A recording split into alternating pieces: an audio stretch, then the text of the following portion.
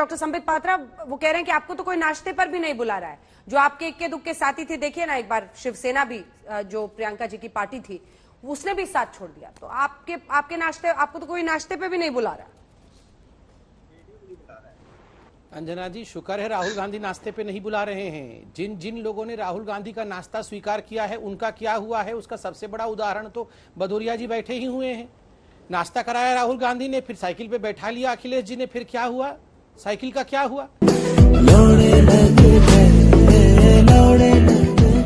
आज इसीलिए गए नहीं। आप याद करिए, आज बहन मायावती भी नहीं आई इनके बैठक में बीएसपी से। क्यों नहीं आए? क्योंकि नाश्ता पहले से किया हुआ था। नाश्ता करने के बाद फिर क्या हुआ आप बताइए बीएसपी का? फिर बुआ बबुआ बने थे। बुआ बबुआ बनने के बाद चुनाव नतीजा क्या हुआ? फिर एक प्रेस कॉन्फ्रेंस हुआ था। बुआ ने कहा, फायदा मुझे हुआ नहीं, मैं तुम्हारी बुआ नहीं। ये सब देखा है हमने।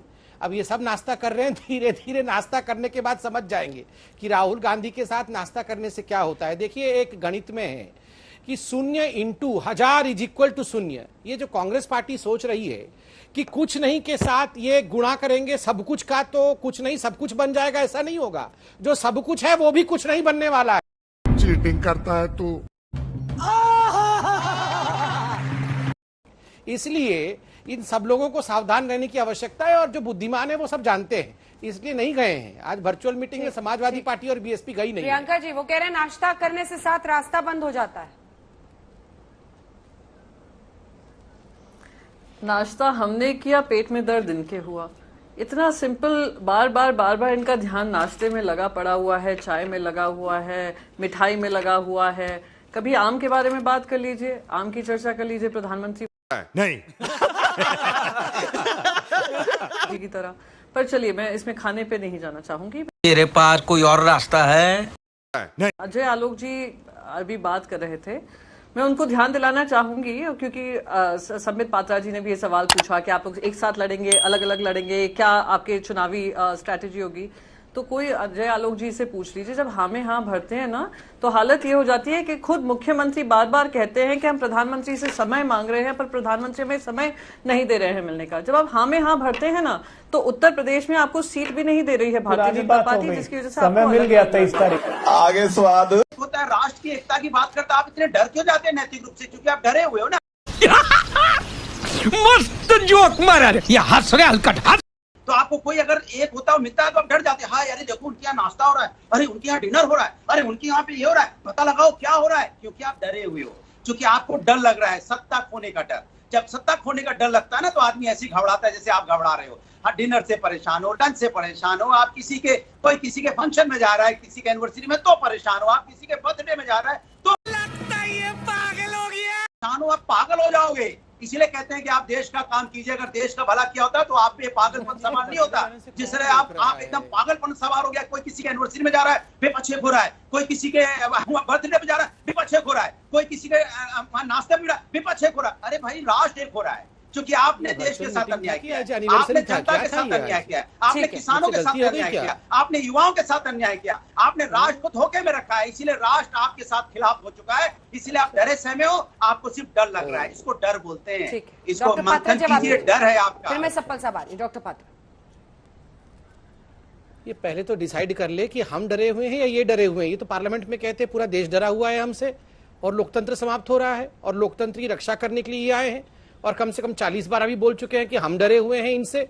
कमाल की बात है, डिसीजन ही नहीं ले पा रहे कि डरा कौन हुआ है। हम डरे हुए हैं या ये डरे हुए हैं, पहले इसको डिसाइड करके बताइए। आप ही दूसरे के घर का नाश्ता खोज रहे हो। अंजना जी, मैं तो बीच में नहीं बोला था। भदौरिया जी, पहले इनका पूरा हो जाए फिर मैं बोलूंगा। भदौरिया जी, क्या विपक्ष ने आवाज पूछा नीची करनी सभी पड़ेगी, आप कहाँ डिनर प्लीज। करने जाते हो?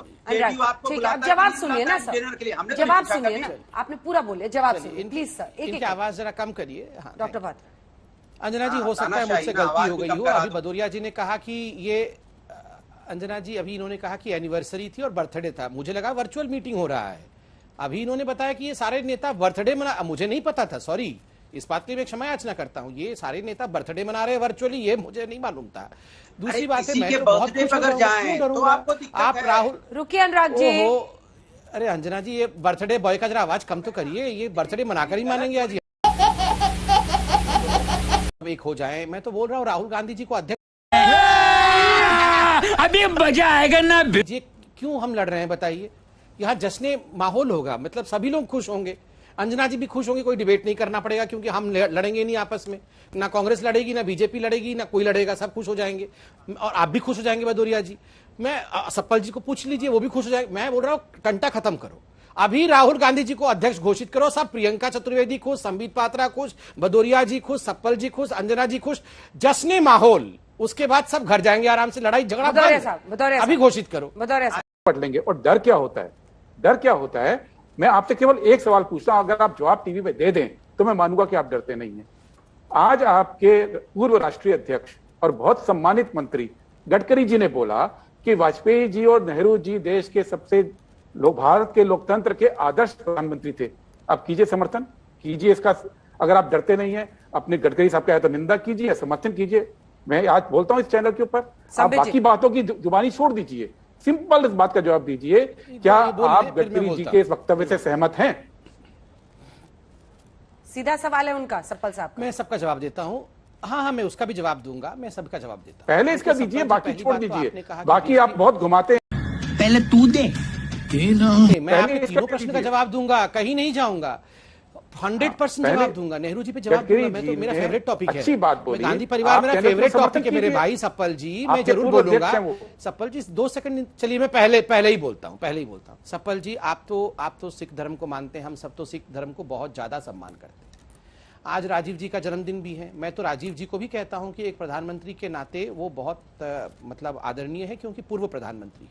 मगर ये भी सच है कि सिखों के साथ जो अत्याचार हुआ, 5000 सिखों का, जी सीधी बात का जवाब है, गडकरी जी के बयान से सहमत है या नहीं? सीधी बोल रहा हूँ। आप सीधी सप्पल जी, बीच में मैंने नहीं बोला था, मैंने बीच में नहीं बोला था, आपने। अंजना जी ये चाहते हैं मैं जवाब दूं तो इनको कहिए शांत रहेंगे। जवाब सुन लीजिए, फिर आप काउंटर कर लीजिए। सप्पल जी अगर चाहते हैं कि मैं जवाब, अगर मैं पूरा बेरोक टोक जवाब दूंगा, बेरोक टोक, आप शांति से सुनिए, मैं आपके सारे प्रधानमंत्रियों का जवाब दूंगा।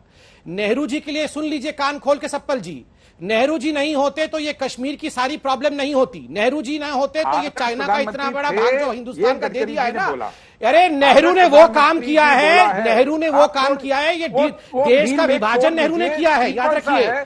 सुनो नेहरू जी की बात, आप कान खोल के नेहरू जी की बात सुनो। अंजना जी ये नेहरू जी के बारे में सुनना चाहते थे, मैं नेहरू जी की पर्दाफाश कर रहा हूं, इनको बोलिए सुनेंगे, ये सुनना चाहते थे। मैं नेहरू, आप नेहरू जी के बारे में सुनिए, आप सुनिए नेहरू जी के बारे में, वो आदर्श थे या नहीं थे, सुनिए।